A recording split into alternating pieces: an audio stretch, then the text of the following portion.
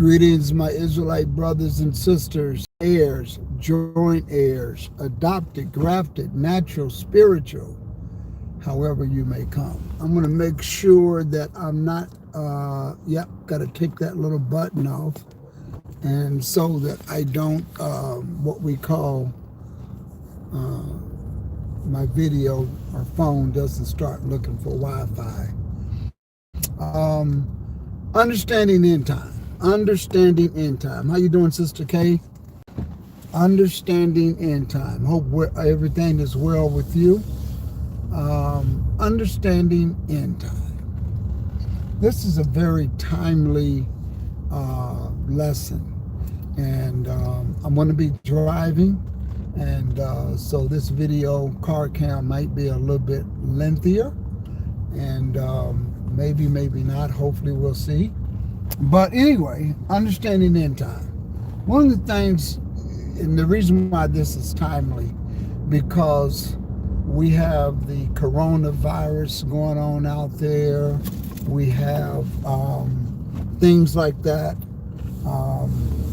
Then you have people that will constantly assess every event.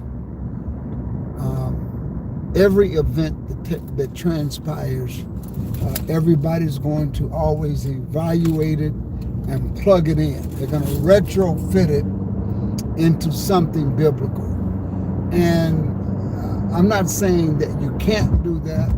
I'm just saying things have to be kept in a perspective. And this is why it's important to understand end time. Understanding end time.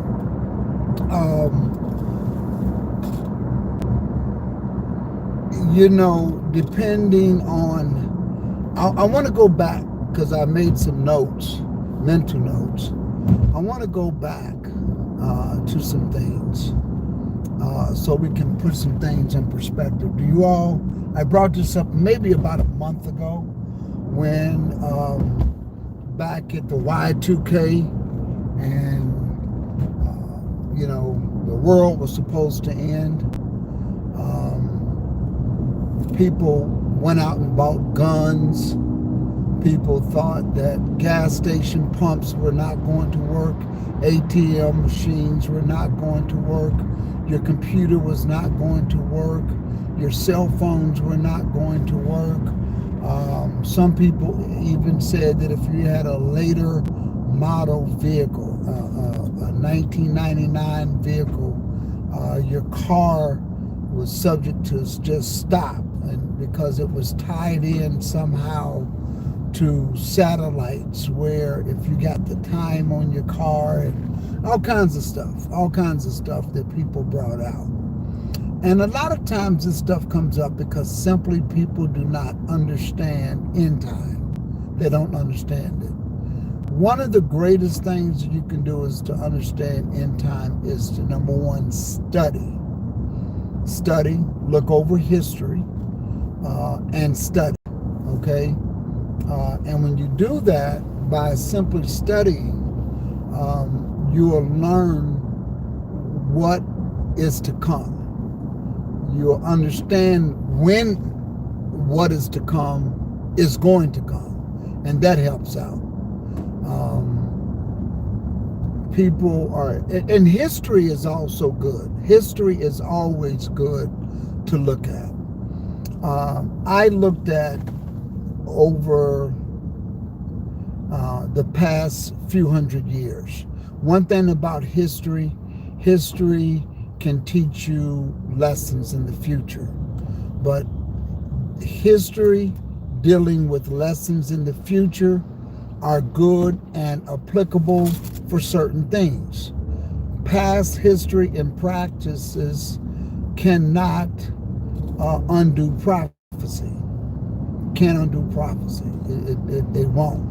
Prophecy is prophecy. Prophecy speaks in and of itself. You can't look at something historically and assume and say, well, if that's what has happened before, then this is the way it's going to be in the future. You can do that as long as it does not conflict with prophecy. You don't know that it conflicts with prophecy unless you understand prophecy. Let me also bring this out, and I'm going to come back to that for a second. The number one seller of any product is fear factor. Fear factor works. Fear factor gets compliance, but fear factor also sells. And let me give you my angle with that, with fear factor. Let me spend a few minutes on fear factor. Whenever there's a hurricane coming in South Florida, and we have 2 seasons of hurricanes, and whenever there's a storm out in the brewing in the ocean coming off the west coast of Africa, the news media, as the storm could be a week away, 1 week away, and they always show a cone of concern. In other words, they have these projections, and if you been in enough storms, you can see a cone, which is like a funnel type of shape, and they say this is where, because hurricanes are unpredictable, it can be anywhere within this cone. And of course, always, when a hurricane comes out, the cone is so wide that it covers everything. I mean everything. And then you'll see what the model, there's always a line where the model shows. And that model is pretty good. It's a pretty good indicator because there's a line of path that model show. This is what the strongest line of travel this hurricane is going to take. But again, they always show 100 miles cone on each side of that line of path that it's going to go on. And they say that because it can switch. It can go anywhere. But in all of my hurricanes living in South Florida, if you go back and look at the original path of travel, what they say, this is what the model says, not the cone, because there can be a line and they'll say this is the path of travel. If you imagine a highway and it has a roadway, and that's the way we predict that the hurricane is going to travel. But again, the cone is always 100 miles to either side of that direct path. Everybody in that direct path that it could possibly go, they'll start to tell you, you need to be aware of this. You're in the cone of concern is what they call it. The cone of concern. And stores get empty every year. Every year, water's gone. Every year, flashlights are gone. Batteries are gone. Every year this happens. Does it mean that you don't prepare? It doesn't mean that at all. It just means that you got to look at a more reliable, definitive path of travel, and you may have to. You should always prepare, but just be aware that there's hype, and that's where I'm going at. There's always hype. Now, I learned something that you got different TV stations that will tell you where to go in South Florida for a hurricane. Like some would tell you to go get your hurricane supplies at Home Depot. Another news station would tell you to go to Lowe's, which is another store similar to Home Depot. I don't know if you all have those in your area. And then some would tell you to go to a specific grocery store, and they always televise from that particular grocery store, whether it's a Winn-Dixie or Piggy Wiggly, I think some of those are out there, a Publix, whatever grocery store you have in your area, certain news stations, they would only air from there. And I said, why don't they go over to this store? Why don't they go over to that store? Why does this station always do it from these main? The lumber company is always the same place. The grocery store is the same place, all of that. And I learned because those places are their sponsors. They're their major purchasers. So that's their way of giving back. So if you're watching an ABC news station, they're going to only air and route you to certain stores that sponsor that particular channel. And that's where the fear factor hype comes in. And they'll show you the shelves and you'll rush to your store. And more than likely, you're going to go to that particular store and you're going to go get your supplies. So that's the fear factor. That's the fear factor. Those of us that have lived in South Florida for over 20 years, we up on the game. But the issue is when Florida always has new people moving into the state. And those are the people that they get, you know. Those of us live in Florida, we don't go, our windows are storm impact windows. Some people, every year, they're going to rush and buy up all the wood. And they're going to go get drills. And they're going to put this stuff and cover up their windows. They're going to do this every year. After a while, you'll learn, just get storm impact windows. You know, it's cheaper. So you're not dealing with the fear factor. It's just that simple. And those of us, when you know that path is coming directly toward you, what you do is you say, you know what? Let me take a vacation. I got insurance on my home. I'm going to the Midwest for a week. And if you come back, if your home is destroyed, that's cool. You call up State Farm, you call up Allstate, you call up wherever you got to do. You take all your pictures and your valuables with you, and you just go get a new house. I mean, as simple as that, you know.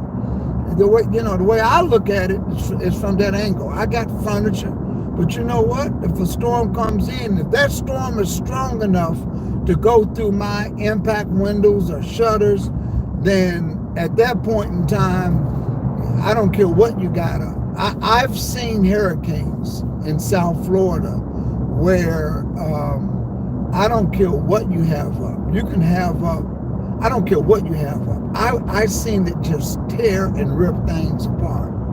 And so at the end of the day, just have you some good insurance and just call it a day. That's it.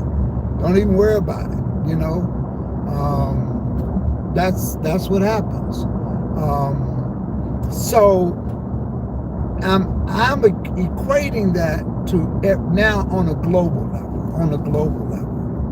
On a global level, people will look at everything as, oh, it's a plague. It's a plague. It's one of the plagues.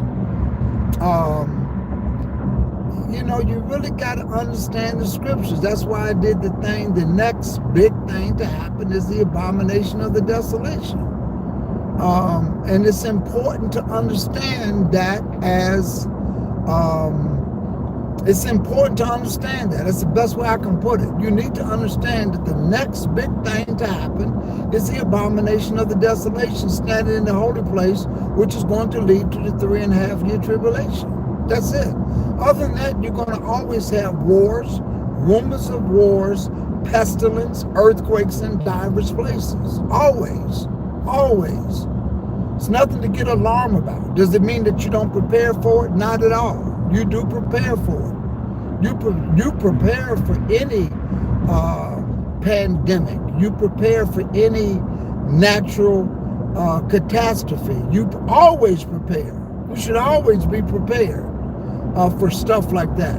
But the best way to prepare is this, is that if trust that the Almighty will always put a guardian angel around his people. Always. He will always protect you. Always. You got to believe that. You got to know that. You got to wake up to that. You got to go to bed to that. You got to know that I am in the will of the Most High, and I'm going to always be protected. It doesn't mean that you tempt God and say, well, you know what? I'm going to get in my car today and I'm not going to put on my seatbelt because you know what? I got a guardian angel around me. No, that doesn't mean that at all. That means you don't tempt the Almighty, okay? You prepare. You may have to go get you a case of water. You may have to go get a generator. You may have to go through some things. You will. But your trust is still in the Most High. And you got to believe that. You got to wake up to that. You got to live that. You got to talk that. Okay? And why do I say that? The scripture says we have such a great cloud of witnesses. Okay? When he told the children of Israel, there's going to be a death angel to come through, where I see the blood, I'll pass over you. It's just that simple. It is just that simple. And they believed. In fact, it's one of the only few things that I can recall that Israel was on one accord with. And the reason why they were on one accord with it was because they saw all the other plagues that came through and hit Egypt. And they knew, he said, listen, this is going to be the ultimate. I'm coming through the entire land. And there's going to be the angels are going to come through. If they don't see the blood on the doorposts of your homes, wherever they don't see the blood, they're going to come through. And so today, you have to maintain applying the blood on the doorpost of your dwelling. Now, what's the doorpost? Is it physical blood? No. It's spiritual. You have to, it's spiritual that requires a physical application. For instance, you got to stay in the Word. You got to live the Word. You got to practice the Word. You got to do the Word. Like he told Joshua, meditate in the Word day in and day out. Don't turn to the left. Don't turn to the right, but meditate in the Word. Okay? And so therefore, when you start to follow and do what you're supposed to do, just know the Lord is going to protect you. He's going to protect you. He's going to keep you. It's just that simple. And you got to know that. You got to trust it. You got to, so we're not running and jumping to every pandemic, every earthquake, every time Korea wants to fire off some missiles, and we're sending troops all over the world. Oh, World War III is getting ready to go down. No, brothers and sisters, the next war that's going to be on a scale like that is going to be Armageddon. That's it, Armageddon.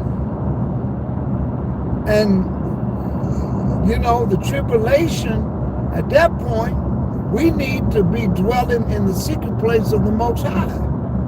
You need to be so tight and rooted and grounded that nothing can shake you. Nothing, that you're not a part of the great falling away. You know, you got to be rooted and grounded in the truth. Excuse me.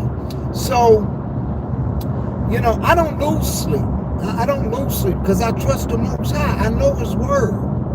I'm not going to panic. I'm not looking for, what does this mean? You know, today, every time, you can tell who doesn't know the Word. And that's when everybody is looking for, what does this mean? And they're looking for some sort of prophetic biblical application to everything that goes on. Okay? Matthew 24th chapter. I don't care what goes on. I'm looking at Matthew the 24th chapter. It covered everything. When the disciples asked three questions.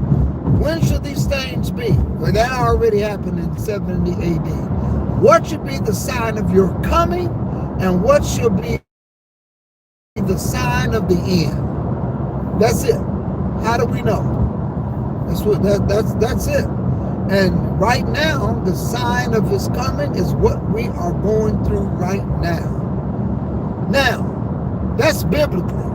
Now, let me share something with you on a natural, everyday, historical perspective. What I do. Let me give you an example. Every 100 years, historically, there's a pandemic. Every 100 years. Go back to 1820 and on your Google search, put in pandemic. Then put in 1920, put in the word pandemic. What's 100 years later? 2020. Put in the word pandemic. You got it. You know, is Corona on that level yet? Is Corona the pandemic that we're looking for in this 100th anniversary? I don't know. But let me just give you some statistical information. During the Spanish flu, back in 1918, 1920, because it was over a 2-year period, a year and a half period. Over 500 million people were infected with the flu. Over 500 million people. And it was an Asian-born flu, just like this one here. It's like this one. Why is it always from Asia? I don't know. I have no idea.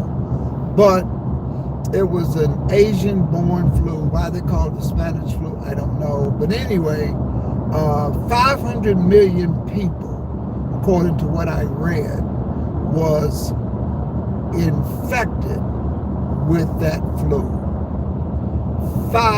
50 million. 50 million. So listen to this. 500 million people were affected with that virus.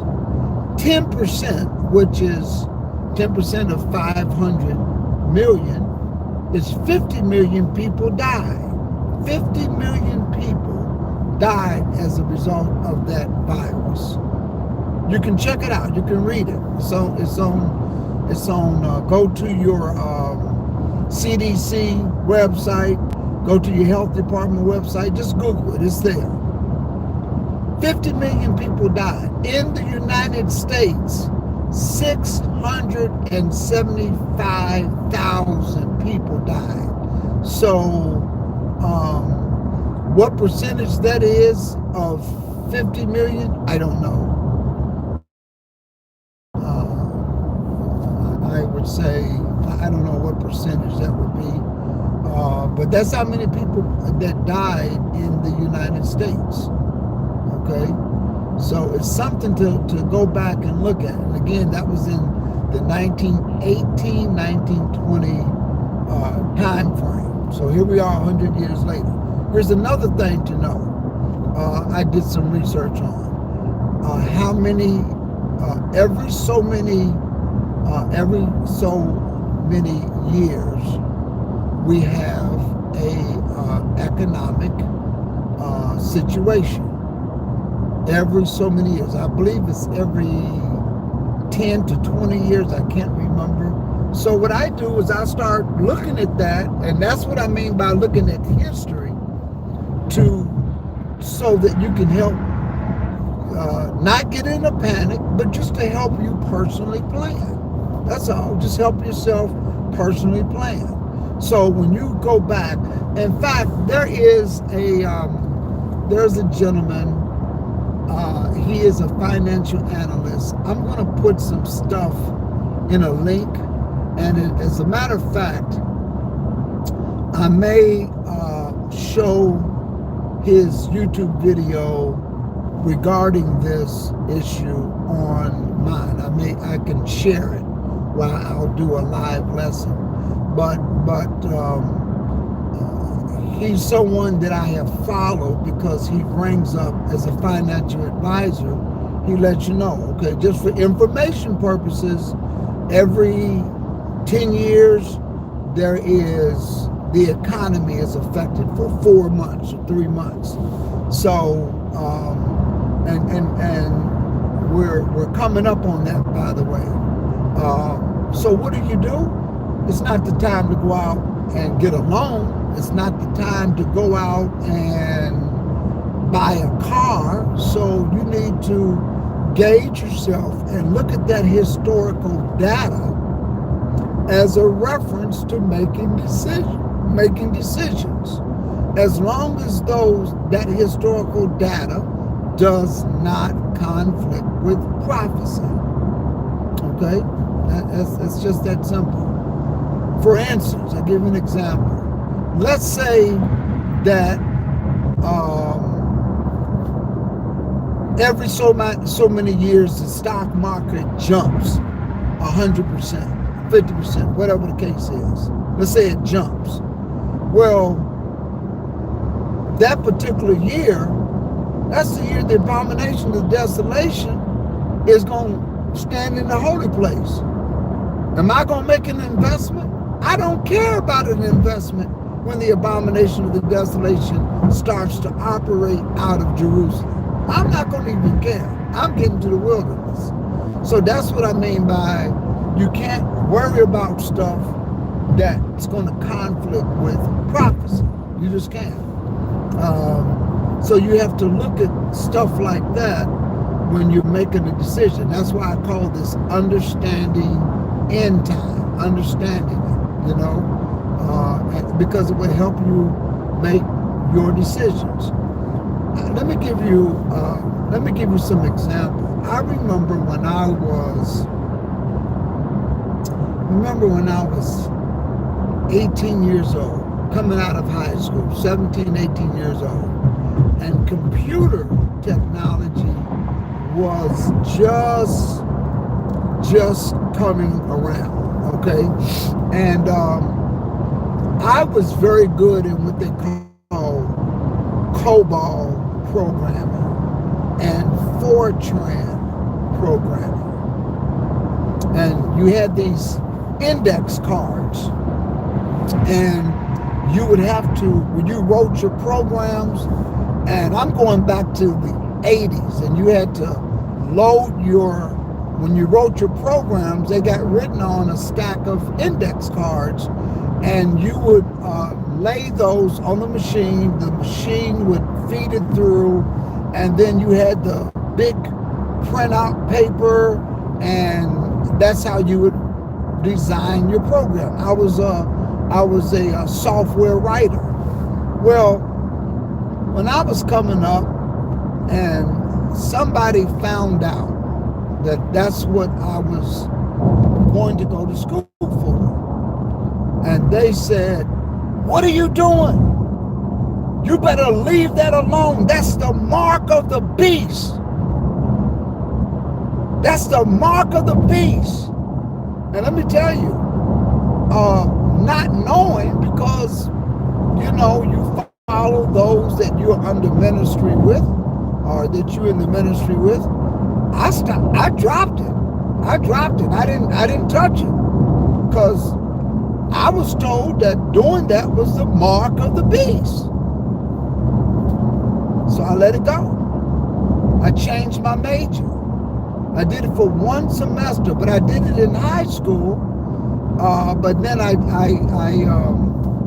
when I went to the University of Kentucky, that was my initial major, and then I went up to Cleveland to Cuyahoga Community College, and I really started to pick it up, and I had to drop my major. Lost almost a year of college because somebody told me, and I didn't know the Bible, I didn't know the scriptures, and they told me that was the mark of the beast. Computers are the mark of the beast. And I remember when, I'm not telling on my age, but I remember when ATM ATM machine and the debit card, all of that came out. That's the mark of the beast. You're not going to be able to buy or sell with that. So they tied that in with the computers, And it was just a simple case of people don't read. And when you're sitting under that type of influence, you'd be surprised. There's a lot of people sitting under some bad influence right now. I mean, some that is just not scripture based because people don't read. And so this is why if you see me spend a week or 2 or 3 weeks on one particular subject, it's especially dealing with end time, it's because I want you to be in the know. I really want you to know. I don't want you to just go by what somebody else said. You need to know. You need to understand it. You need to be able to explain it. You need to understand end time so that you don't run across these frenzies. If you just look on YouTube right now and look at this coronavirus, somebody is saying it's the end of the world. Population is going to, this is population is going to be wiped out. It's not how the Almighty is going to deal with this world. Is it going to be catastrophes? Well, sure, there's catastrophes now. Are there going to be fatalities? Yes, it's fatalities now. There was fatalities in 9/11. There was fatalities in the Iraq War. There was fatalities in all the fires in California. Absolutely, there's going to be fatalities and stuff. But is it the end of the world? Is it how the world is going to end? And if you're not careful, you'll look at somebody teaching on YouTube or coming up with some sort of situation. And again, it's not that you don't prepare. It's not that you don't be aware. Okay, it's not that at all. I can tell you with this going on, I'm not jumping on the cruise ship. That's just common sense. You don't even have to read the Bible. You don't have to even know the Bible. You just know it's a pandemic that's global. It's an issue. It's a virus going around. And the last place you want to be is to be traveling out of the country, and you don't want to be jumping on the cruise ship. I'm sorry, you're just not going to do it. I share something with you, and right now my daughter, one of my daughters is in the Bahamas, and there are no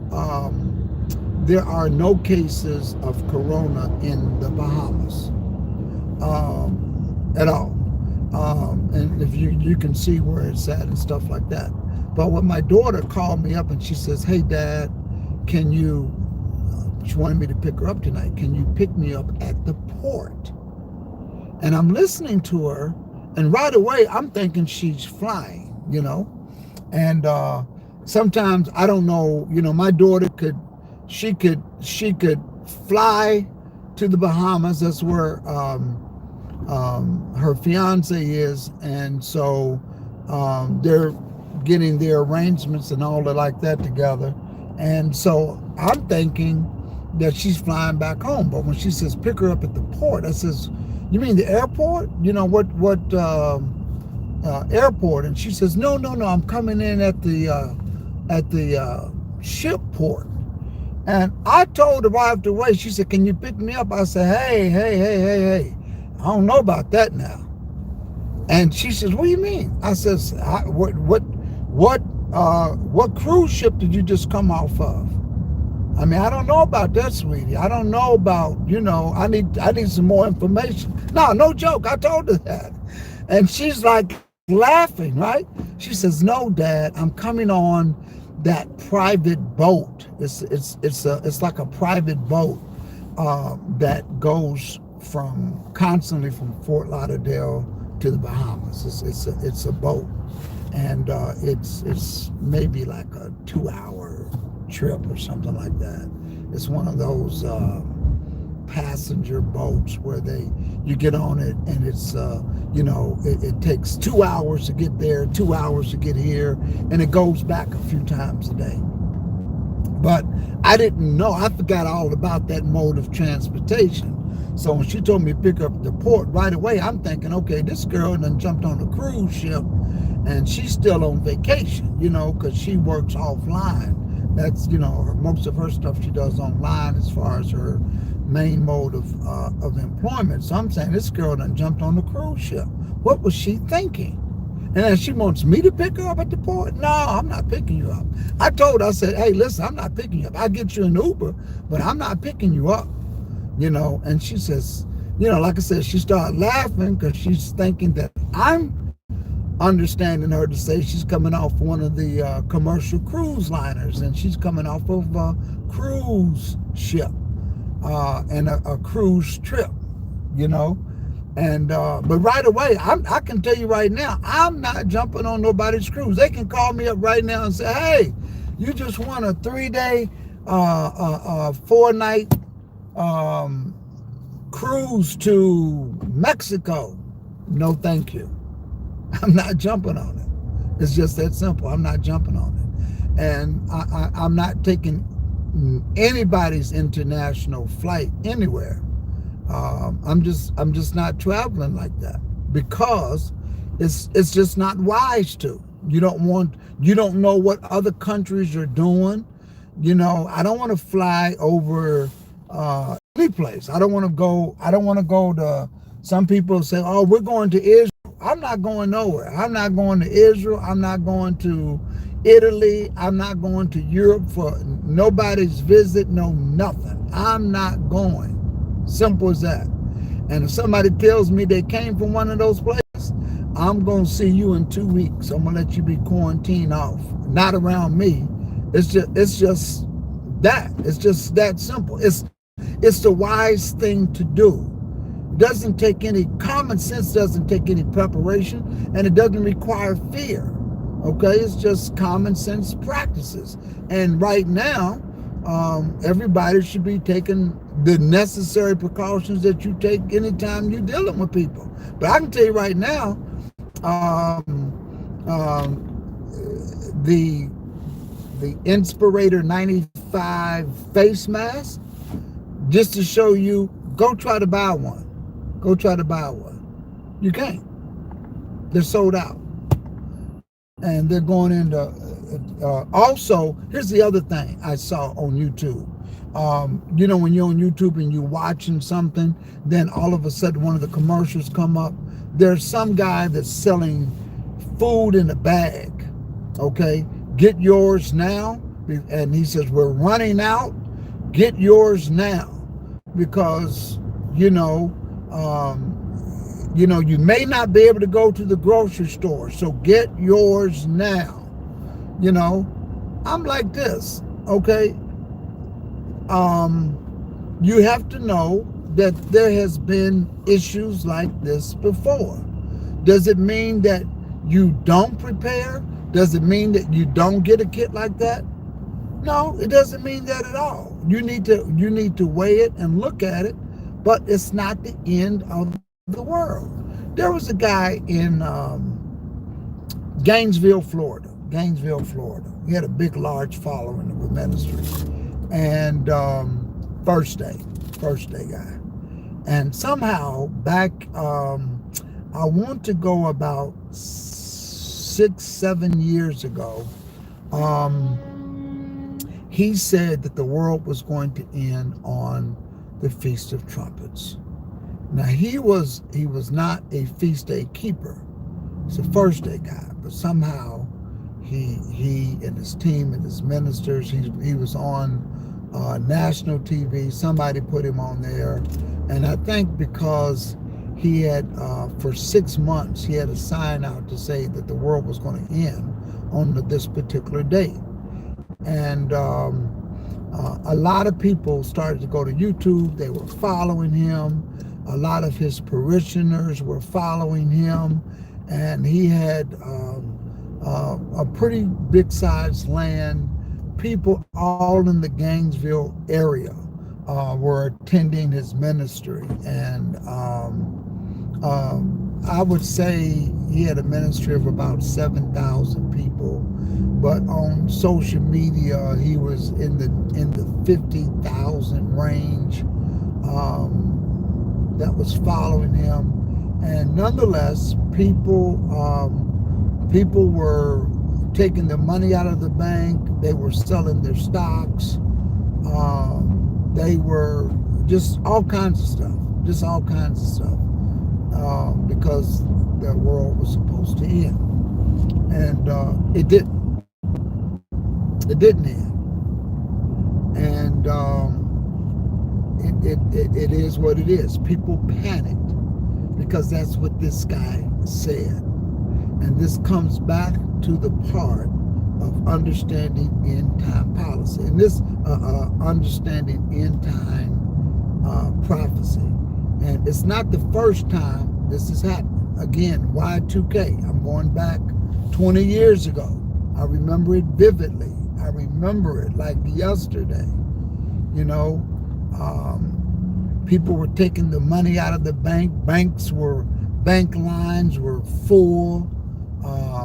Some people got upset because banks were limiting the amount of cash that they would give out. You can't just clear out your account like that. People were buying gas. I saw trucks that had been retrofitted to put gas in these barrels and containers that they had. I mean, people were putting gas in milk cartons. I'm telling you, I just, because the gas pumps after 12 midnight, they were not going to work. And I remember at 12 o'clock, I remember, I cut on my computer worked. I had a cell phone. I made a phone call. It still worked. And even on jobs, we had to do what they call a Y2K compliance. And we did something like, okay, so what we're going to do is we're going to have a mock scenario, and I worked for public government, and they said, okay, so this is what we're going to do if services, we still have to provide public service. These are things that we're going to do if things shut off. I mean, it was so bad that somebody said we need to come together and decide to put together an action plan. And again, I'm not saying that you don't prepare. Cities are starting to do that now. Governments are starting to do that now. I can tell you right now, the health department is having these phone conference calls where they're giving updates more frequently now because the demand of information is there. So the president said, I'm putting Pence in charge of it. I can tell you everything Pence said the other day was different than what the reports I've heard on conference calls. And some of these conference calls are open to the public. You can go online and they'll tell you, we're going to be giving an update on this time, dial this number and put in this PIN number, and you can tune in, Some of them are recordings. They're just people talking, but it's no different from the media. Of course, the media, I'm telling you right now, I have no confidence in the media. I have no confidence in the media as being a form of legitimate communication. I just don't. And let me tell you why. Because if you look at what's happening with the Republican, Democrat agenda, some see the glass half empty and some see it half full. And depending on who it is and what it is, it's ridiculous. So they're not doing things credible. They're just not. They all have agendas. I'm sorry. It all depends. It depends on who their major sponsors are. Okay? The pharmaceuticals. Okay? It just depends. And that's what you have to understand. This is why I choose just to stay in the safety place of the Most High God. I really do. I just say, you know what? Let me be right with the Master. Let me be right with the Word. Let me just make sure, because one thing I do know is the scripture says no evil can happen and the Lord have not done it. That's it for me. That's enough for me. Because some of us are responding as if God is not in control. He's in control. No evil. That's Amos, the 3rd chapter. No evil happens and the Lord have not done it. That's at the end of the day, that's what it comes down to. If 50 million people die as a result of the coronavirus, the Lord done it. That's it. And what I don't want to do is I don't want to be in the line of fire of anything that the Lord does as a wrath. Okay? You haven't seen nothing until when he returns. One thing you don't want to do is you don't want to accept that mark, and you want to be able to make sure that you are sealed in your forehead. Okay? You want to make sure you're sealed.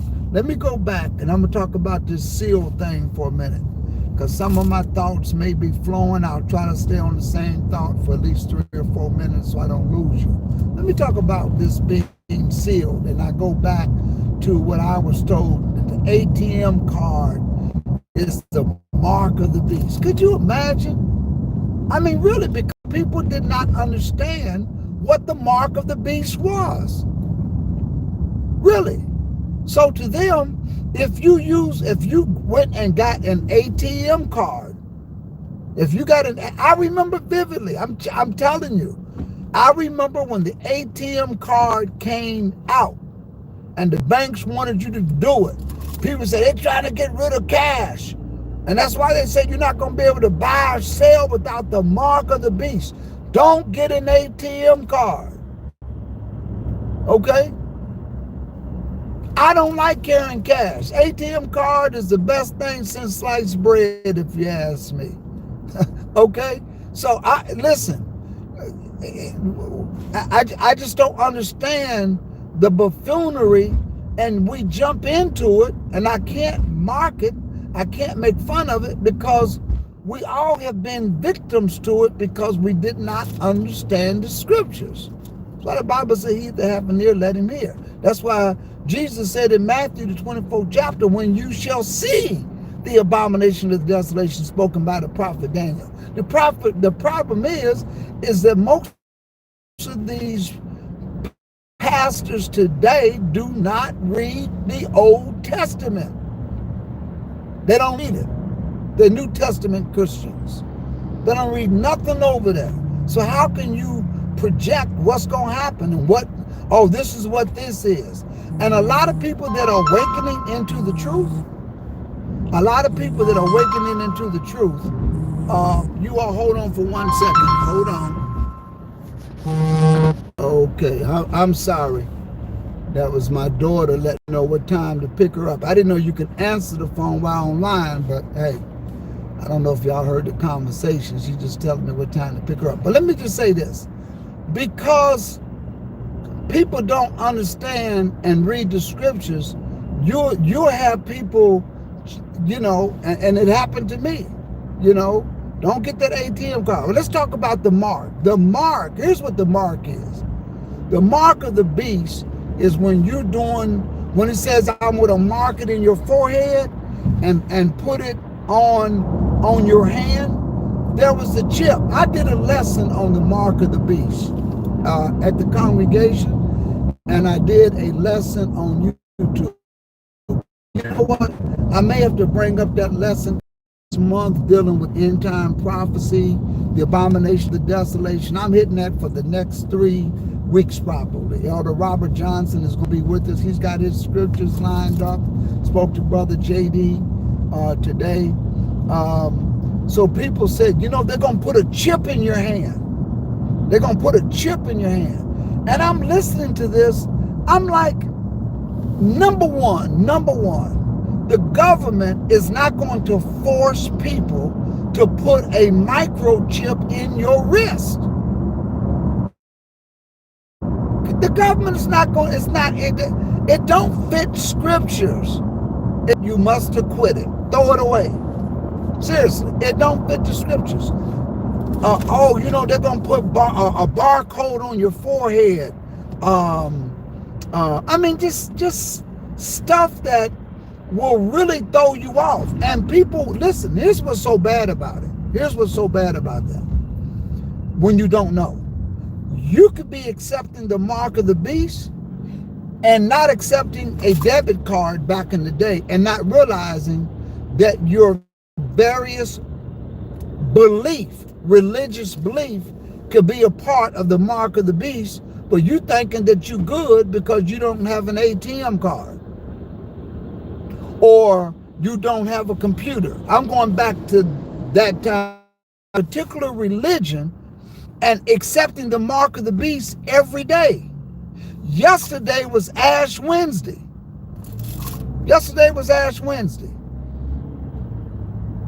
And there was people that had the mark. And you got to know what it is. You have to know what it is. It's what you are doing in your mind, and in your hand is what you're practicing. Okay, that's what it means. Because remember, the Almighty is going to seal, he told the angels, seal my people in their foreheads. How are you think the angels are going to come down and write something on your forehead physically? No. That's why you got to go back to understanding prophecy. Number one, the Sabbath is a sign between me and you. And when you're obeying the word of the Most High, and it's written in the heart of your mind, and you're doing it, you've been sealed in the forehead. You've been sealed in the forehead. Let me give you an example, because the scriptures always gives us an example. Over in the book of Ezekiel, it says that the people were sighing because they saw that most of Israel was just doing any and everything. And the people sighed and said, I can't believe what they're doing. I just cannot believe it. Now, they begin to just cry out and just says, oh man, this is just horrible. And so the Almighty had, I think it was like either 7 angels in the story, and one of them had a writer's inkhorn. And he said, I want you to go seal those that are sighing. In other words, they're going, for what they see, for the abomination of what they see. And go seal them in their foreheads. So he did, and he says to the others, I want to have the mark in their foreheads. And then he says, and begin at the house of God. That's it. And so they did. And he says, whether they are old, young, it don't matter. Go down and do it. Being marked in their foreheads. Okay? So, today, it's time table of your heart. Take the commandments, bind them about thy neck, write them upon the table of thy land.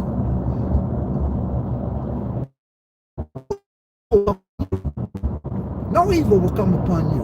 I don't care what natural storm, what earthquake. Does it mean it's not going to come? It's going to come. Guess what? It won't affect you. I don't care what death angel comes through. It ain't going to touch you. Why? Because you've already applied the blood.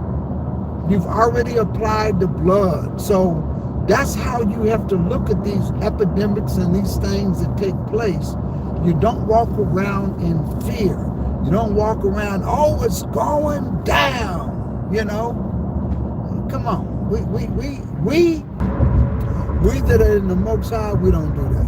We just don't do that. We don't roll like that. We don't get down like that. It's just not something. We don't do that. It's just we can't. We can't.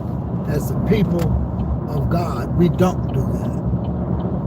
Again, he told the children of Israel, get ready, because the death angel's coming through.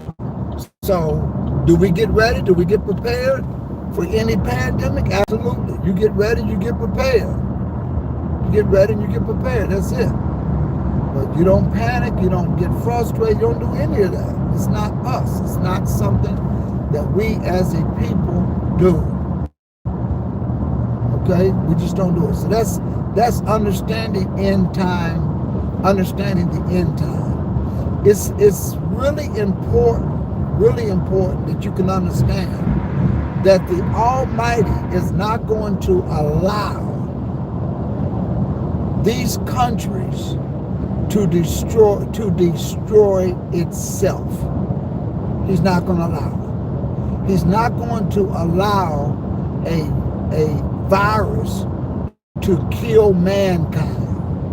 It's not going to happen. Why? It's not prophecy. It's just that simple. It's not prophecy. Again, this doesn't mean that you don't say, well, I don't have to wash my hands. I don't have to do all that. I don't have to cover up when I call for it. I can just walk. It's flu season. No, it don't mean that at all. Okay? We don't tempt the Lord God. Remember, he had been fasting and he had dealt with the adversary. Satan says, if you be the Son of Man, cast yourself down. No, we don't do that. I'm not going to run out of here and jump off of a building just because the Lord's guardian angels are around me. I'm not going to go tempt the Lord like that. We don't do stuff like that. Okay? But at the same time, when these things and troubled times and things like this come, we know that we're dwelling in the secret place of the Most High God. He has us. No evil can happen if the Lord has done it. And I think this is very important for us to understand so that we don't go into these rages and fits and watch these YouTube channels. And this is what this person said. And get yours now so you don't starve. You got to remember scriptures. He says, don't I feed the sparrow? Does the sparrow ask the bird? Does the sparrow bird ask where their food is coming from? The word said, David said, I was young, now I'm old, and I have never seen the righteous forsaken, nor his seed begging bread. So how do you become his seed? That's what you want to do. You want to get in the dwelling places of the Most High. You want to get in his word. You want to meditate in his word. You want to be in a position where there is a hedge around you. And the Almighty will put a hedge around you. Trust me, he'll put a hedge around you. Does it mean that when you put on the seatbelt, you're not going to have a car accident? No, when you step in that car and start to drive, you're subject to have a car accident. You're subject to have a car accident. If you go out in public and it's flu season, you're subject to catch the flu. Those are just natural things that just happen to people. You're going to get a headache. You're going to get a stomach ache. Okay? You're going to get, if people at work or your school or any public place you go to, if everybody's sick, you're subject to get sick. Okay?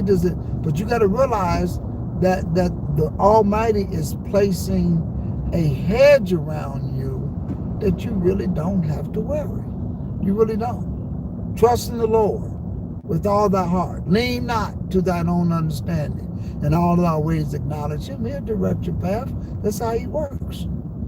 That's just how the Almighty works. And you got to know that. You got to believe that. You got to understand that. Y'all hit the like button while you're inside this chat room. Hit the like button if you can. Understanding end time. So one of the other keys to understanding end time is to read. Read, read, read. put line upon line, precept upon precept. You cannot understand end time by just looking at this for a week. This is something you have to open up the scriptures, and you're going to have to read, you're going to have to study, you're going to have to look at it, you're going to have to go back and look at it again, you're going to have to go back and look at what you think that you understand and make sure that you understand everything, that you didn't miss something. One word can change the way a whole sentence when it comes to the Bible. It can change everything. Something that you overlooked. Maybe you were tired when you read it. Go back and look at it over and over and over and over again. Okay? Let's get to the scriptures. Daniel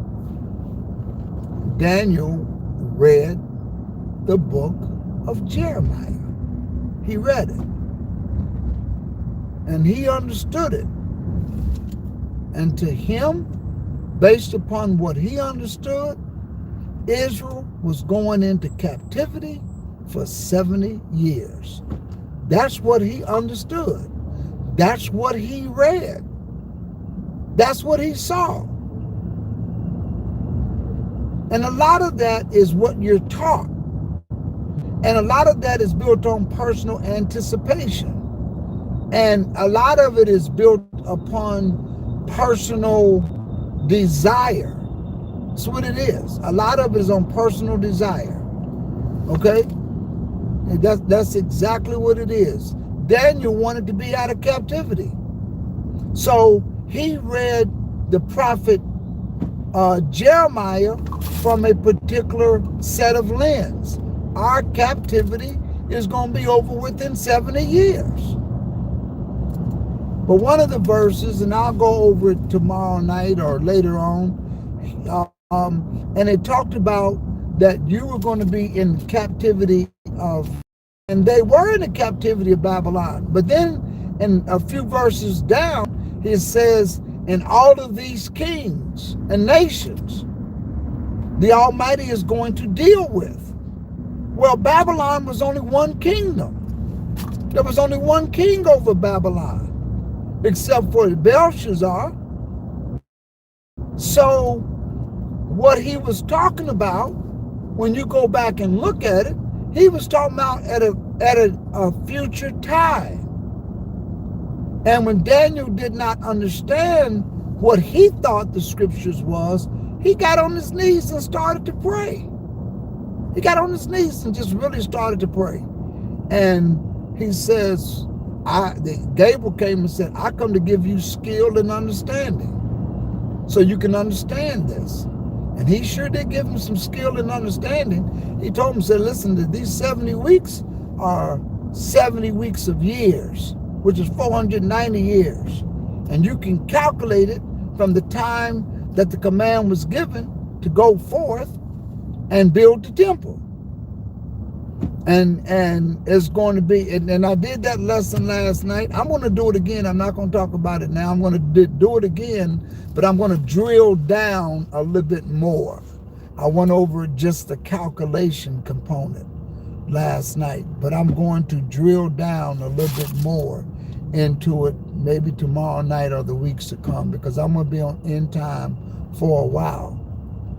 But my point is, Daniel thought he understood something, and it wasn't to what he thought it was going to be, so he had to pray, and the Lord gave him understanding. I was talking to a group on their channel. I was there, and they were having a discussion, and the 400-year conversation came up about a week or so ago, and they were talking about the coronavirus and the plagues, and they had indicated that the way they understood it was that this is one of the plagues that the Almighty is putting on the world, and that it was going to impact America because America is Babylon, and Babylon has to get a whooping. Okay? But when you read Jeremiah, Babylon, it says all the nations, And a lot of people in America only think that America is the only Babylon. No. You better start looking at the European Union and what took place. And I would tell you, America has very little. I'm going to send this person a message, and I'm on the phone, or decline it. America, when I say has very little, when you look at the east and the west of the Euphrates River and what's going to happen, America as a land is going to have very little impact. As a country, choosing a side, what side they're going to fight with, it's casualty in war. I don't care where you send soldiers at, it's going to be casualty. But when the Almighty returns, every country is going to be impacted.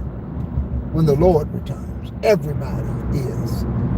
And during the abomination of the desolation, during the tribulation, everybody who does not accept the mark of the beast is going to be impacted. That's those.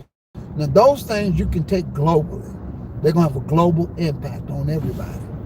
But when I tell people America, when you look at it as prophetic, a lot of people, America is going to burn in fire. It's going to go down. And when it doesn't happen, then you look and say, well, what happened? You got to go back and read. You got to do like Daniel did. Go back and read and find out who Babylon is and where is Babylon and who is Babylon. Babylon is not just one country.